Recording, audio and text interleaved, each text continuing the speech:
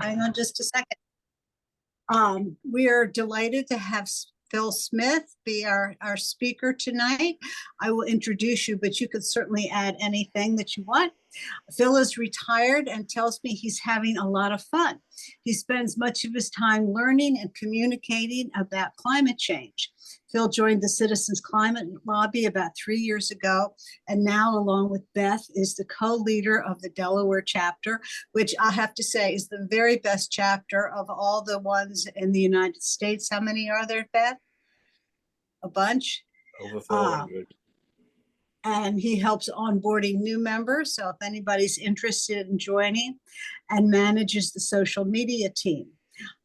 Additionally, he is an En-ROADS climate ambassador, a climate reality leader, and a University of Delaware climate hub advisor. Phil's a retired technical leader from W.L. Gore. He lives in Middletown, Delaware, for 18 years after leaving England, which you will hear from that lovely British accent. He left in 1996 and moved to Rochester, New York to work for Kodak. Phil has a PhD in organic chemistry from the University of Hull, which I suppose is also in the United Kingdom. For much of Phil's career, he focused on making products more environmentally friendly. And Natalie, you'll like this, and reducing consumption. Phil also likes to play the guitar. Am I right? Every morning you start off playing the guitar. I do. So off you go, and I will try to monitor the chat as best I can. And do you want to hold questions till the end? What's the best thing to do? No. It's going to be very interactive. So how long do we have? How long do we have? Half an hour, as long as you want. Okay. Do half an hour and then I'll wrap it up. And okay. Can I share my screen? Does that work? Okay, so is it loud enough as well? Can you hear me? I'm good at this end. Okay, great. So, it's been the hottest year on record. You've heard lots and lots of things. It's all over the news. And so what I'm going to show you today is some reason for hope, I think. And I hope you can feel that.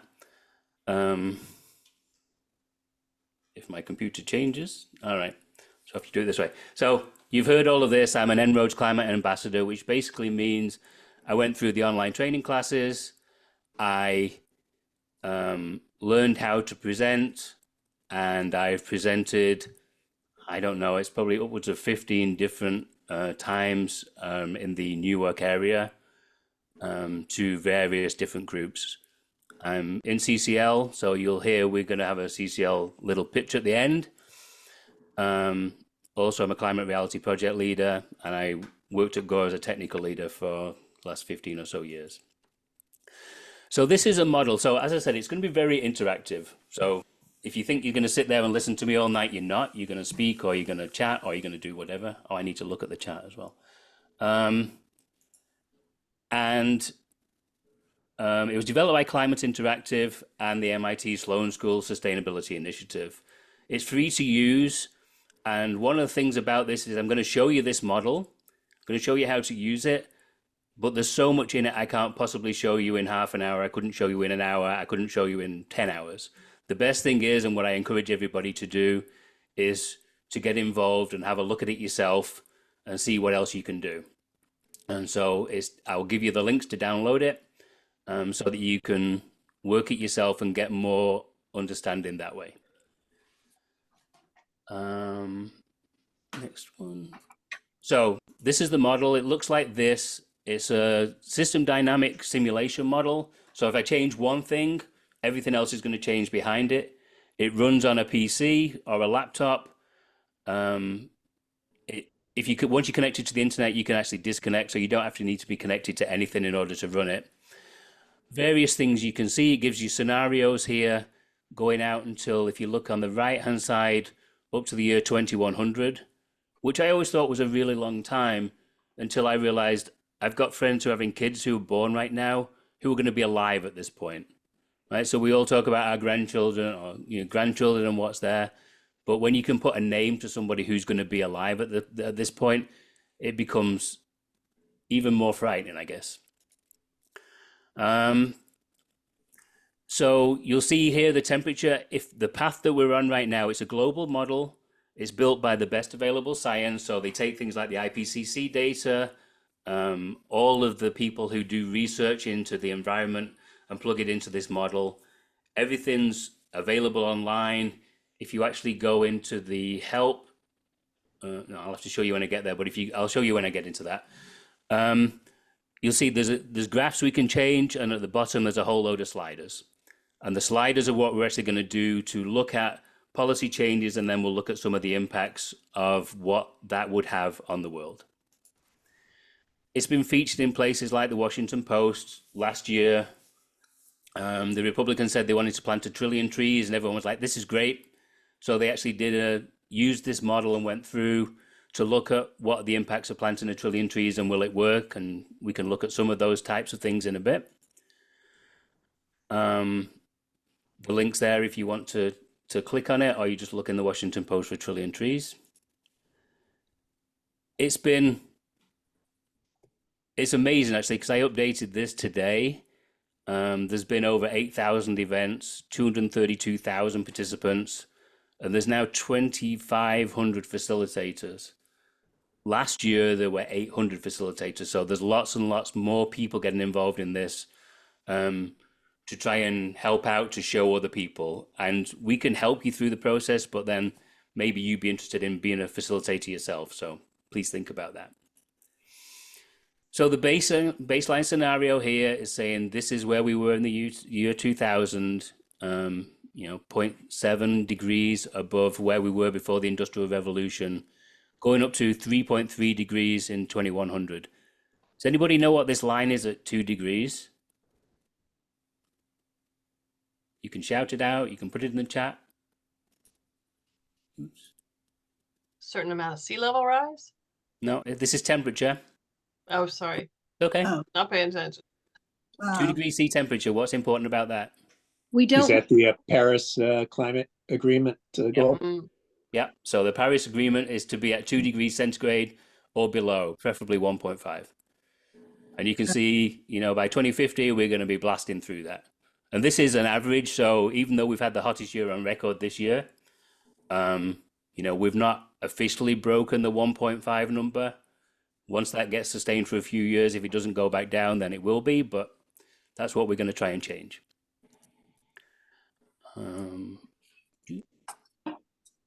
So you see headlines like this. This is one from last year again, but how much the climate crisis is costing. So when people are like, oh, we can't afford to fix the climate, we actually can't afford not to fix the climate because it's going to cost us an awful lot of money. And when you get to 2 degrees C, you go, oh, that'd be great. But we still have all of these things. Rivers are still going to be more than double the flooding. 90% of coral reefs bleached. Drought's going to be longer, and the population exposed to lethal heat. So even at 2 degrees, that's not great. Here's some charts, and I think this is another one that's open source. You can actually get this, probable futures. And this is the change in the number of wildfire danger days. So when we're going to have wildfire dangers around the world, this is the position today, right? We're about 1 degree C above where we were. And you can see in most places, there's not that much wildfire danger, certainly not in Delaware. But you all know the impact of wildfires and smoke and everything else. If we get to 2.5 degrees C, this is the number of wildfire days that we're going to have. So this is the impact of that danger. And it's not just here, it's not in one place, it's all over the world. So probable futures, you can get maps on this, you can get maps on rainfall. It's just really interesting to look at. And that's not even at the 3 degrees C level. So you're going to see this control panel, well, not quite as busy as this. On the left-hand side is about energy supply. So we can change those sliders to do what we're going to do about energy. From the middle, we're going to lose, this is about how are we going to use that energy and what are we going to do about how to utilize it. And on the right-hand side, there's things like land and agriculture, deforestation, afforestation, and things like carbon capture and storage. Also to think about when you do these things, we'll make these changes, but also think through what are the co-benefits. So what other benefits happen by doing this? So that one action can do multiple things. And also, what are the equity considerations? So how could this actually make other people's lives more difficult or worse or harm vulnerable communities? So before we get into it, these are all the impacts that are in this model. Are there any that you're particularly interested in looking at? And we'll capture 3 or 4, and then we'll go look at them when we're working with the model. Again, put it in the chat or shout it out. I'll shout out sea level rise. Okay. Anybody else?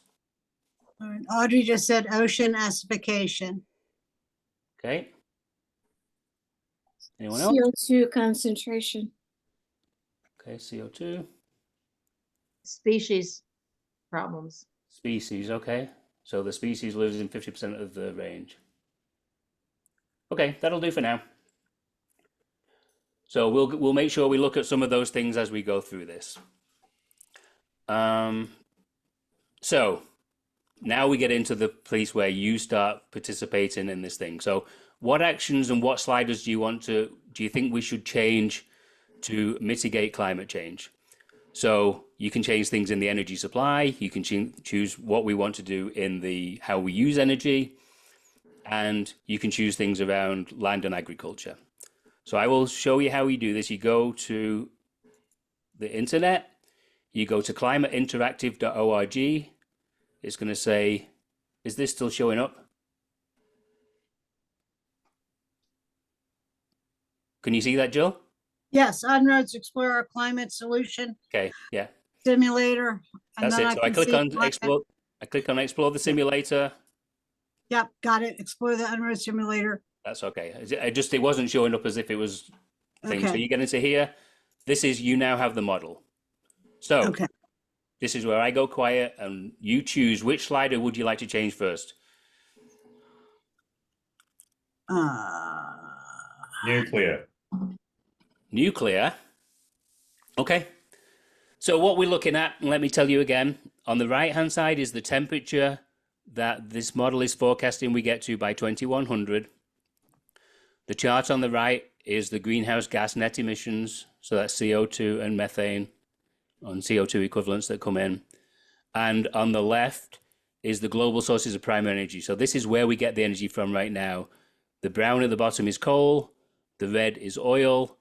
The blue is natural gas. The green is renewables. The pink is bioenergy. And the very faint blue line at the top is nuclear right now. Okay.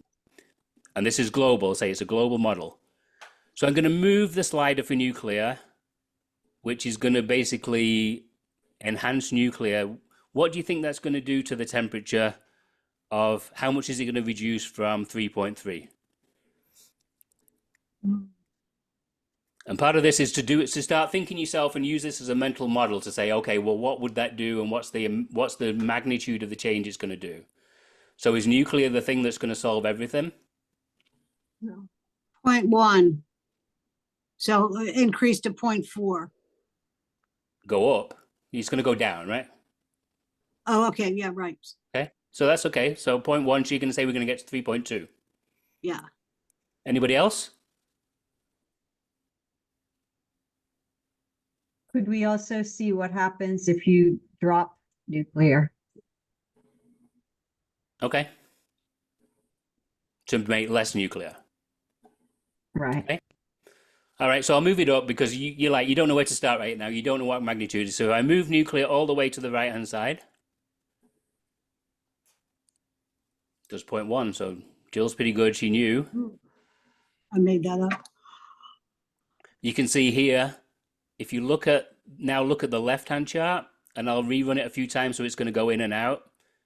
So you can see what happens is we increase the amount of nuclear. But what else happened? I'll do that again. Watch what else happens.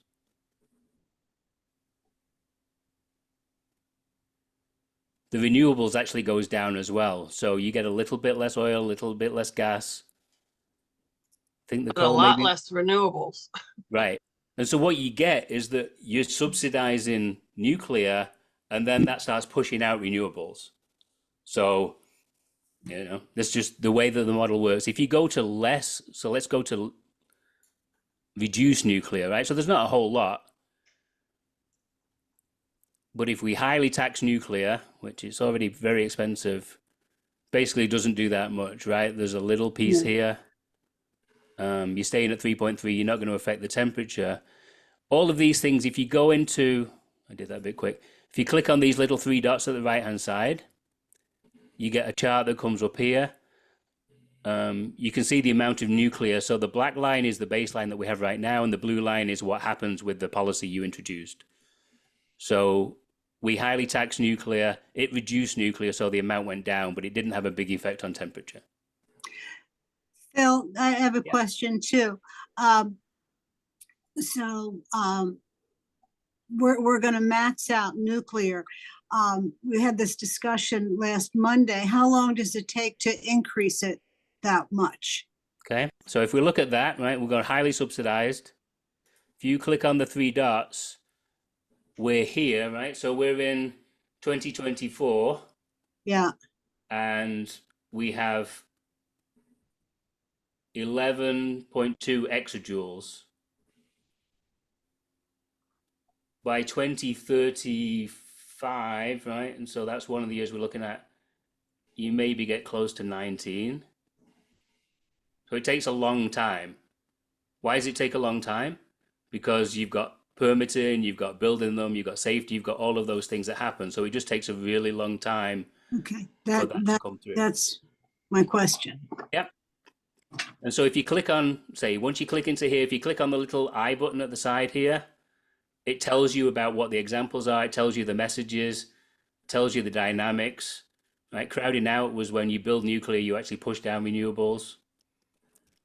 And if you click on related graphs, you can look at, well, we had the global sources, primary energy. So this is where you get to now, if we're encouraging nuclear goes up, but renewables is there. If we actually took nuclear, don't know if we can do it from this. We'll look at it in another one. So Okay. we'll leave nuclear there.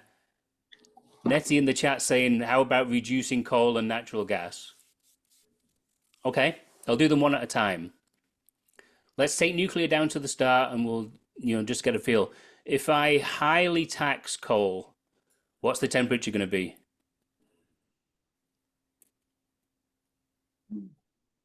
2 degrees. 2 degrees C? Going to be very cold because you don't have any heating or cooling. 2 You've degrees. got other things. You've got natural gas. You've got electricity to do it. But the base load comes from coal. That's right now. But take it down as far as you can, and we'll be down 2 degrees. Okay. It's down 2 degrees or down to 2 degrees? I don't know. You tell me. Use. We got to increase something that's going to It will. give us the base load. What are you increasing as a result of reducing coal? It'll show you. Renewables. Sean, let's do it. They don't currently. model- They don't cover base load. The Go on, let's just model have a is look at it. self-correcting. Trust the So- model. So I reduced coal, right? So I'll take it down to here. And so if I replay that a few times for you, it comes down. So you get down to from 3.3 degrees to 3.1 degrees. You can see coal comes down. You can see oil kind of stays the same because we don't do that. Natural gas actually increases. So natural gas goes up and renewable go up. And bioenergy stays the same. If you look at here and do primary energy global sources, what happens is this dark line here is the coal that comes down. So the coal comes down, renewables go up, oil's coming down a little bit, natural gas is still going up, and the bioenergy is staying the same, and nuclear is kind of the same. And so to your point, Sean, the total energy,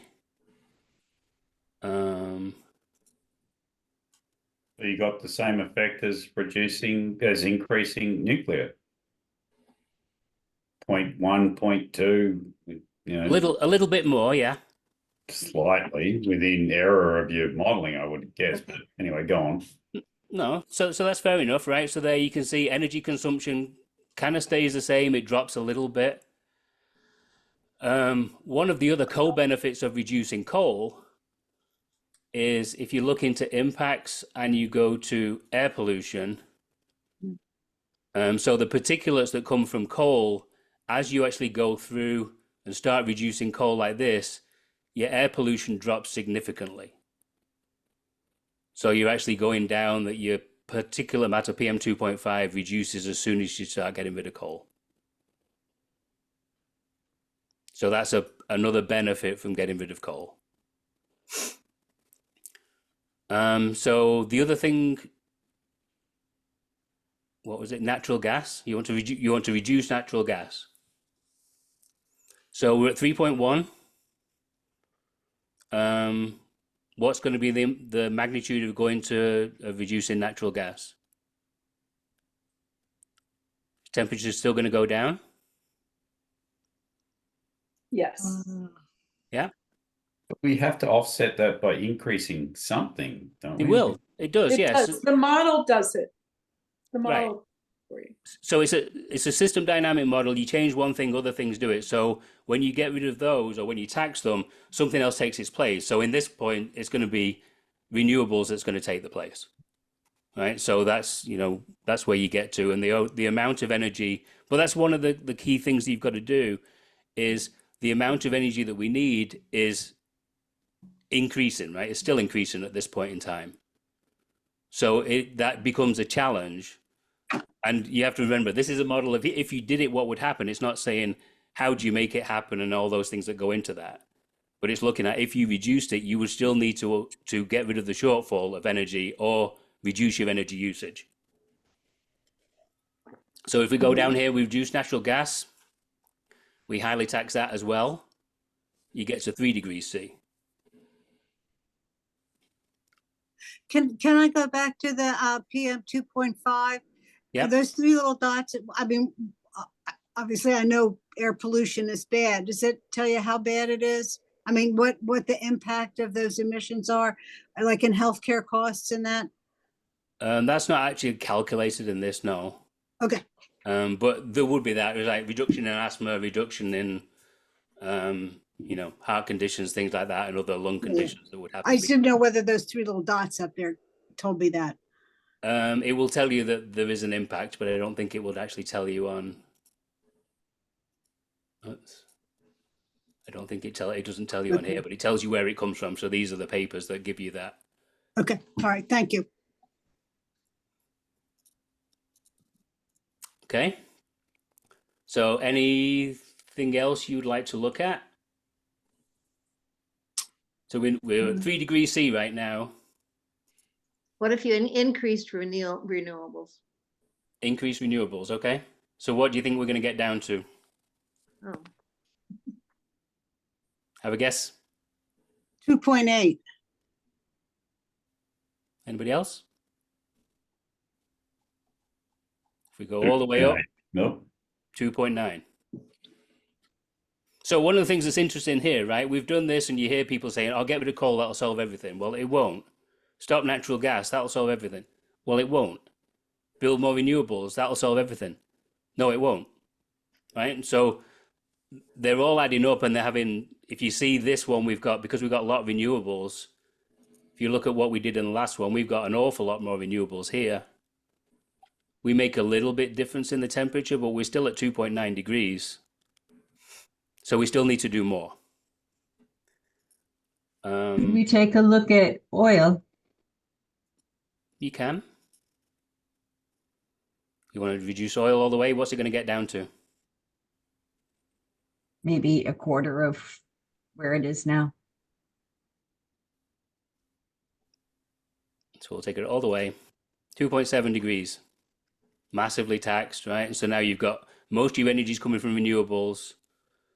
Still a little bit here in coal, oil, gas. I thought you said that there was that this was a hopeful scenario. Let's Well, we've reduce only- we've- demand, Phil. You've only been looking at energy supply right now, so you've been trying to Right. say how I do was we just gonna control say, that? what if we add in the transport sector? Okay. Transport. So what do you want to do? Do you want to do energy efficiency of transport, which is going to more like trucks and buses and ship and large things, or electrification, which is more vehicles, more cars?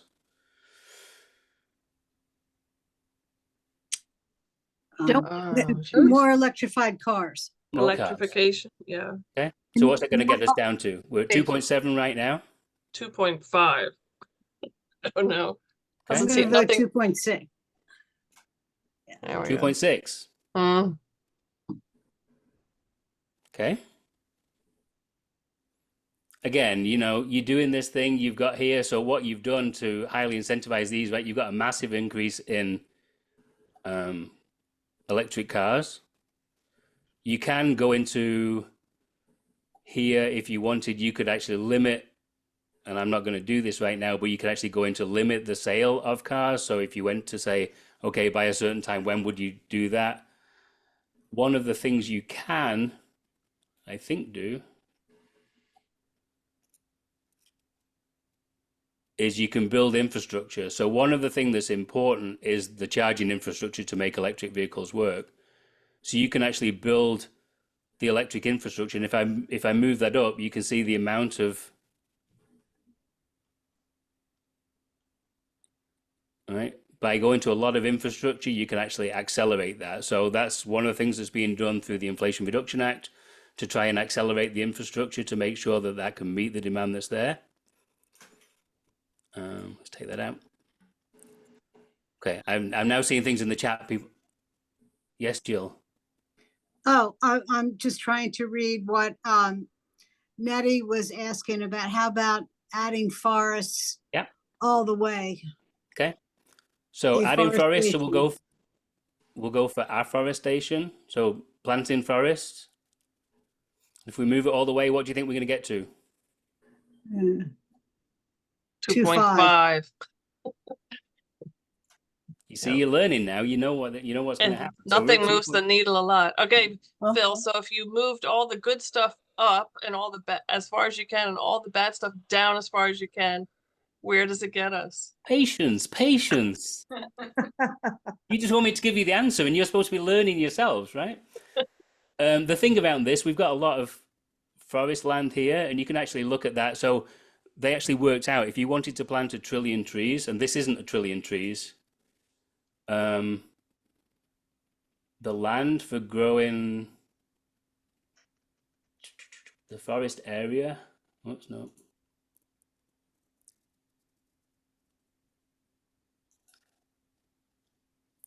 Oh, they've changed it.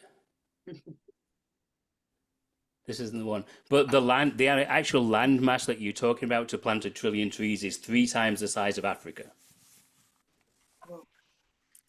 Right. So not only is it really difficult, and then you plant 3 times the size of Africa, where are all those people that live on a landmass that size going to go? So it's not a very fair way to do it. Planting trees in smaller amounts in cities is really good. You get the shade, you get the biodiversity, you get the animals. But there's also an impact on people. So you could also reduce deforestation. What Okay. about the methane one? Methane, okay. Do max efficiency, okay. So I'll do methane, and we've got some methane bills that are just starting to come live right now. What do you think that's going to get me to? 2.2. Ah, Wow. all right. See, All right. that food waste. That is food waste, and also cows. eating meat. We have to It's reduce the cows. consumption of meat. Right. So methane, right? So Huge leakage difference, huh? That made a huge difference. makes it does. It makes That's a all the massive, cows. It's No more beef. it's not all more cows. than it's more than cows, everybody. It's that those flares off the top of the refineries. That's all That methane that's too. getting burned. There's a ton of that methane that doesn't get burned, and that's super bad. Yeah, both. Yeah. So there's cows and animals, right? So there is a piece, and I'll show you a bit in terms of going to things like the amount of animals that we eat. There's agricultural best practices, so trying to make land so that you're not tilling it all up. There's things around using fertilizer. There's other greenhouse gases that you have, and there's HFCs, so hydrofluorocarbons in here as well to be phased out. So you can do that, but focusing on methane makes a real big difference. Okay. Energy. So Mike talked about energy efficiency. So if you look at energy efficiency of buildings, if I move this one, what do you think we're going to get to? 1.9. Yeah. Oh, Ooh, that's a 1.8. little better. Right, but look at what happened though here. You went to energy efficiency, your actual energy that you used goes down significantly. So rather than saying we're here in 2024, 2025 at 11, when you're here in 2100, you're at 9. Well, that's did the calculation there, but you're looking here, right? It's not going up anymore. It's about the same level. So you're actually building, you only have to create the same amount of energy to produce, and yet you use it more efficiently in there. So it's a real big deal. So we made 1.8, right? So we're at the thing saying we couldn't do this. Now we're at the point of saying, yeah, you can actually get below 2 degrees C. Being very cognizant of time. If you go into graphs and impacts, you wanted to look at, what did we say? Sea level rise? yes. So this one's probably not as hopeful, but I'll show you. So these are maps created by Climate Central. You can basically choose wherever you want in the world. Choose a place in the world that you're worried about. Well, New York is the one that jumps in my face right there. Sussex County. Yeah. I'm not so worried about Sussex County. Well, So- some people down there, some people not. We're So gonna get them all scuba gear. So New York's actually not too bad. So the areas in blue here are the areas that are at risk for flooding by 3.3 degrees C. If you wanted to look at Rehoboth Beach, Yeah, do that, please.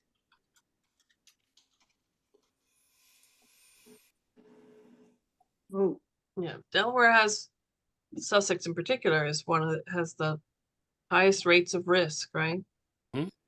so In the- it's low in the lying, US. it's sinking, and there's these areas where all the areas in blue are areas that are at risk. Can you zoom out a hair? Ooh, look at New Jersey too. Sorry, John. Nick, It's Is okay. that- Delaware, it has the lowest above sea level Yeah, height, lowest elevation of all the 50 states is Delaware. So, yeah, the challenge here, right? So the green areas, you can see these little green dots. These are the bits that you've saved by getting from 3.3 degrees C to 1.8 degrees C. oh my God. So you made a bit of difference. I was with the UD folks yesterday, and they've done a simulation of Bowers Beach. They've got the 3D virtual imaging of that, and when you actually pull it up, right, it's all blue and it's all covered, and they show the one where the water's up to the roofs of the houses. So let's look at something else. So ocean acidification. Again, click here. Impacts. Come on. Ocean acidification. So with doing everything that you've done, you basically kept it where it was, and it's going up a little bit right now. So you've stopped ocean acidification. So great job. CO2. So this was your CO2 emissions that you're interested in. Again, once we started doing these things, we really made a difference. And the species losing range. And say there's just so much in here. It's, you know, it's difficult to do it justice in a small amount of presentation, but these are the species there that right now on the current baseline, 50% of invertebrates are going to lose their climatic range. You reduce it down to 14. You know, dragonflies, butterflies, and moths. So you've made a significant number, a significant difference for all of those species.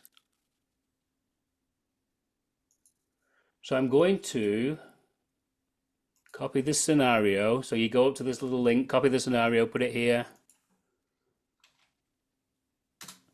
You can now click on that link and you can get to exactly what we've done here tonight. Anything else you want to look at while we're here? Phil, is this the right time to ask about carbon pricing? What would happen with that? Yeah, I was about to do something very similar. So I'm part of CCL. One of the things we do is we advocate for a carbon price and put a price on carbon. The government collects the money, but then gives it back as a dividend to every American on an equal share basis. So it doesn't matter how much you use, every person gets an equal share. And so what I will do, let's go back to this, or we can always go back to this simulation that we have here, but I'm going to zero out the renewables, the coal, the oil, and then the natural gas, and I'm going to change carbon price. So we're at 2.2. What do you think is going to happen?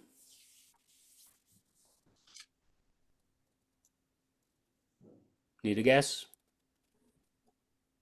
It'll go down 5 points. Ooh. So moving carbon price alone, basically, if you see here what happens, so this is just the effect of carbon price. It reduces coal down a lot further than actually trying to tax coal. It reduces oil a lot more, and it reduces natural gas a lot more, and increases your renewables by basically taxing at source. What happens when they dig it out of the ground, they pay a tax. They obviously pass it along to everybody else in their prices of everything. But you would get this dividend back, which would more than cover the amount that your prices would go up. And it would encourage businesses to move away from fossil fuels rather than telling them they can't. They would actually choose themselves because it's more expensive doing it that way than it is to go to renewables.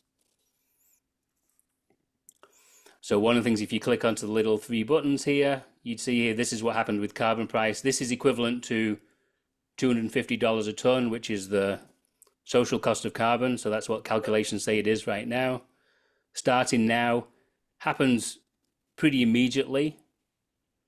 And then once people aren't using carbon, the price, you know, it goes away. The other thing I think you can see, the marginal cost of electricity is going to happen. This is why you need the dividend, because the carbon price going up would increase the price of electricity by coal and from oil and from natural gas, and renewable prices would still keep coming down because you're making more renewables. And the revenue that the government would take in and then give back out is in total here about $5 trillion a year on a worldwide basis.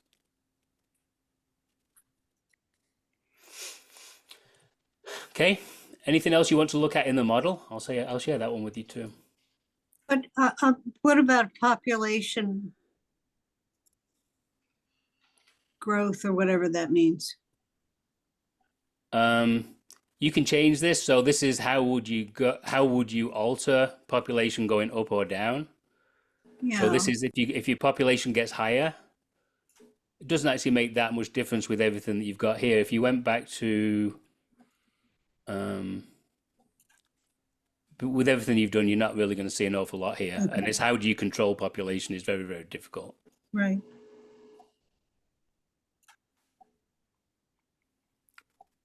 So really the simplest, easiest, most direct thing is a carbon price. one of the things you can do as a carbon price is really, really effective, but you need these other things too, right? You need energy Yeah. efficiency, because if you take everything else out,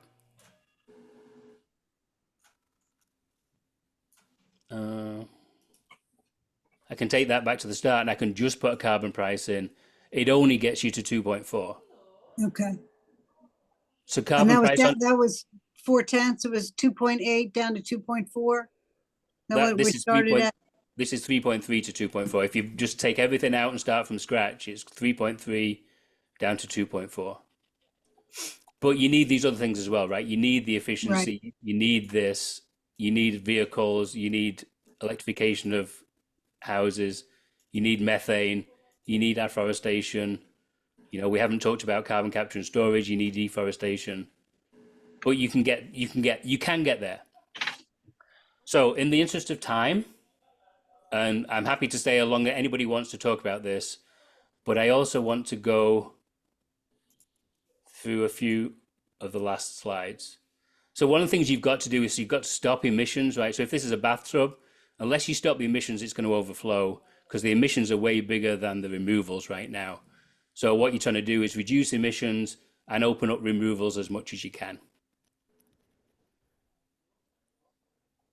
So just take a minute and think about this and think what you would like about being in a scenario like this.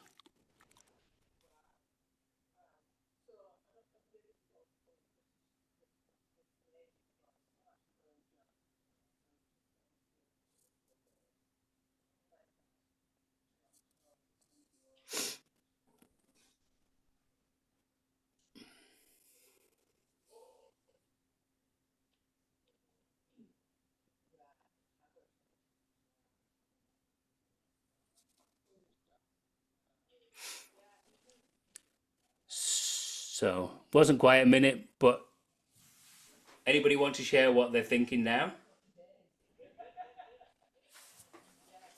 What you learned?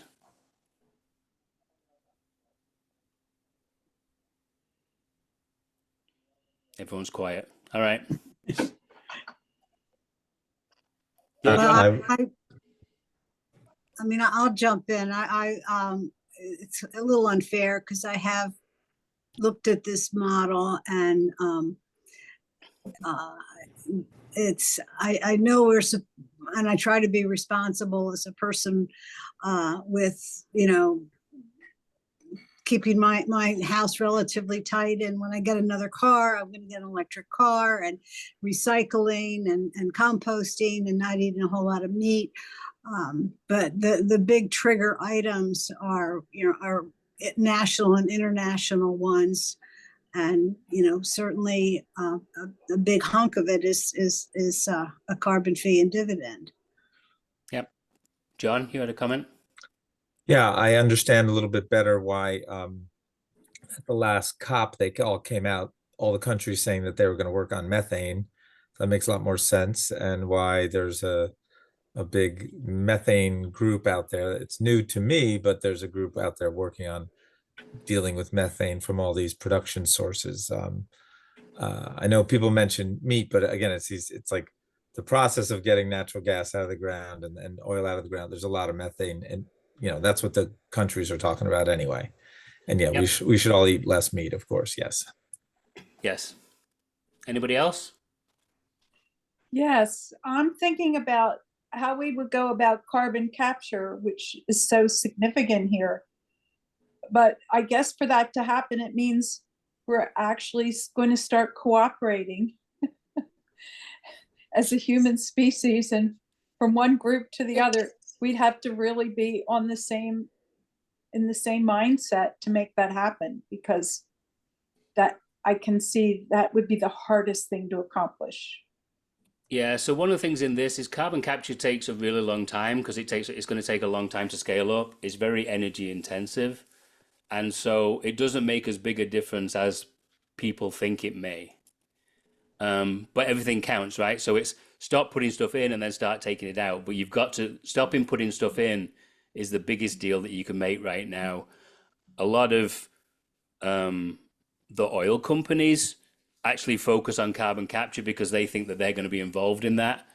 And it allows them to keep doing what they're doing, right? So that can be a diversion from actually stopping putting things into the atmosphere.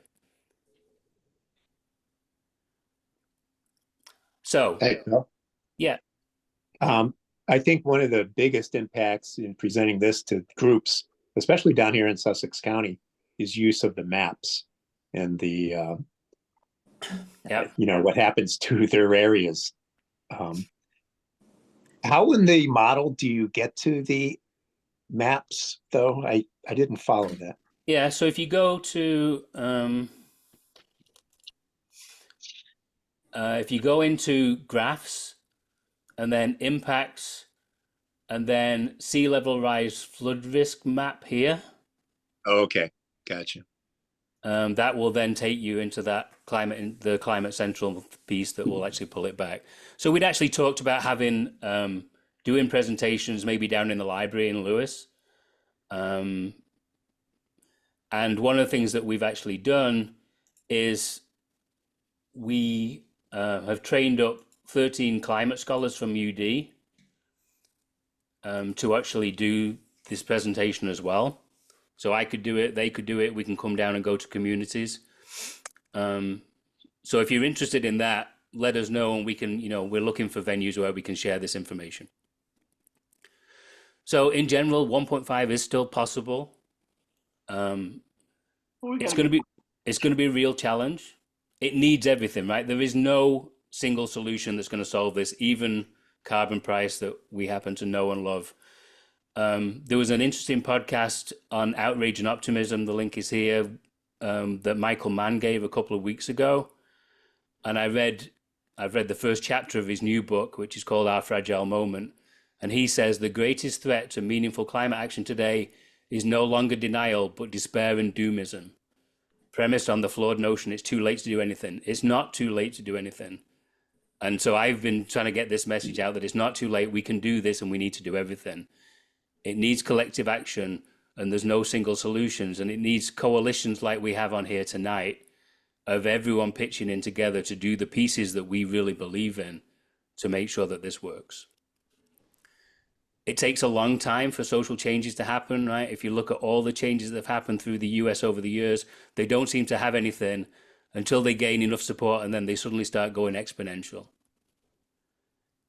If you look at people in climate protests, that's actually in speeding up, and you can see that's now starting to happen.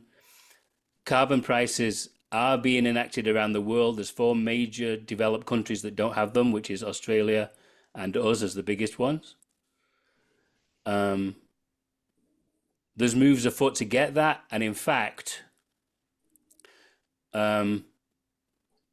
Representative Zinke is actually going to introduce this week, and they think they're going to vote for it in the House on the 22nd, to have an anti-carbon tax resolution through the House. So this is, just before I came on tonight, I got this note from CCL leadership. There's going to be a campaign going live tomorrow morning. Thanks, Dee. To say, can you call your representatives to stop them voting no on or to ask them to vote no on the anti-carbon tax bill, because they're trying to stop this, which to me sends a signal that there's a lot of talk of carbon taxes becoming a really valid thing that could happen. So if you're not in a CCL, if you can use this anyway, it will take you through, it'll write the letter for you, you can put some things in yourself. We'd really appreciate your help and support to do that. The other thing, I think, Jill, was that of what can you do, right? This is where it gets to. You're a person on your own. You've got a small sphere of influence. Once you get to changing culture, it gets bigger and bigger and you have more impact. So you're here saying, I can change my lifestyle, but how do I change the system? And the way that you can do that is by engaging as an advocate. So part of you are all here anyway, so I know you understand this. And I'm not trying to teach you anything else that you don't really know. But you can make a real big difference on these big issues by using your voice. You probably think it's useless, but it isn't. Right? You're probably resigned about what's happening in politics. Please don't do that. Please continue to step up. Find an organization that's going to be committed to helping you with that powerlessness and make a difference. If you find one that has chapters, it builds training, it makes kiosks of elected officials and encourages you. And once you're trained and encouraged and you keep doing those things, you'll start succeeding and do things you never thought you were going to do.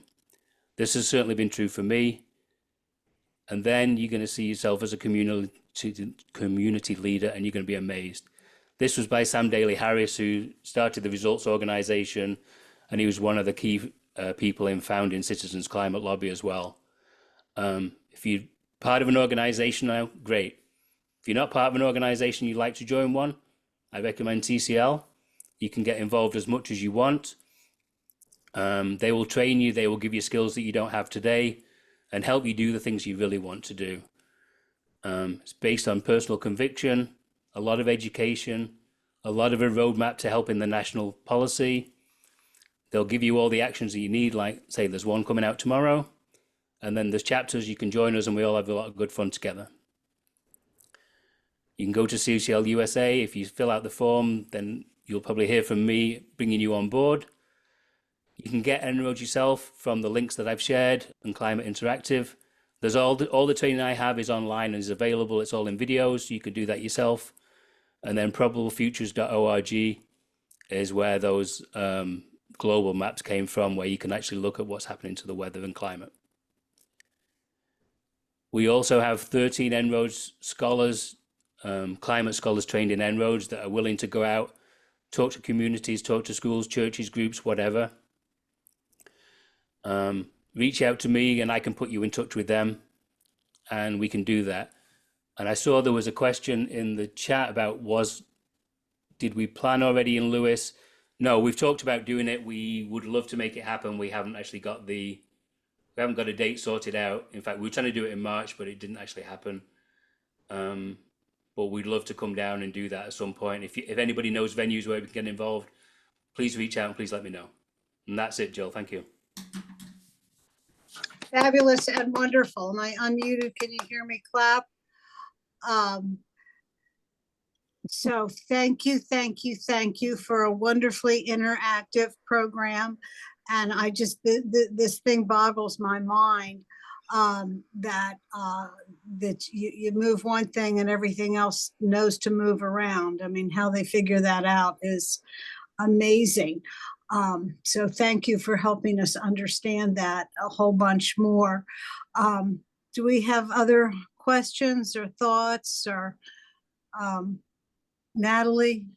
Yeah, I have a question related to electric vehicles. Just recently, I don't even know where I heard it. I heard that overall, the plug-in hybrids are best overall for the environment, even more so than straight EVs. Have you heard that, or I think I may have read the same thing. I don't know. And so there's a piece of it which is, I think they were saying that one of the Toyotas was like kind of the best vehicle that was out there. But I don't know exactly what, but they put into that what it cost, the resources it cost to build them, fuel them, right, and run them. Mm-hmm. Those things will change, right? And so over time, as the grid gets cleaner, then obviously the emissions get less. But I don't know. I can't comment any more than that. So I have a plug-in hybrid, and I like it fine. But my understanding through a really well-versed person is Charlie Carter, and his understanding is that when there's still a lot going on with a hybrid, because you still have the combustible engine that needs care, and then you have the other systems, of course, that still need some maintenance, and that perhaps that's not really the best model out there, but it's good for now. Like, I think everything matters that we do, and so yeah, so everything counts. And I'm plugging it my vehicle in more times just because of conversations like we're having tonight. I'm like more conscientious about using that function in my car. Yeah, that's great. I mean, I think, I say, to me, a lot of this is you can't feel discouraged by the things that you do go, oh, maybe it's not as good as that, right? Every little bit counts. Everything we do counts. And supporting each other as environmentalists and people who are aware of it count, rather than saying, oh, they're not real because they only do electric vehicles, or they only do this, or they only do that. It's like we've all got to be in this together, and we've all got to be pushing back against the other forces which are making this even worse. Tom. One of the things about the electrical vehicles, it's where the electricity is coming for that's a factor. If it's all renewable energy that's providing the electric, all the better. But if it's just going to be fossil fuels providing the electricity for the EV, then it's not going to be as effective. But my comment was that unfortunately down here, Dr. David Legates was in the newspapers just recently saying that the correlation between CO2 and temperature is coincidental and not causal. And unfortunately, our local politicians give him a platform in all of the town halls advocating against renewable energy. So that's still a strong force, as hard as it is to believe this day and age, but it's still happening, at least in here. Right. I think he's in something like 0.9% of scientists who might actually stand up for that then. Right. State Chamber just sent out an email written like a opinion piece sent by him.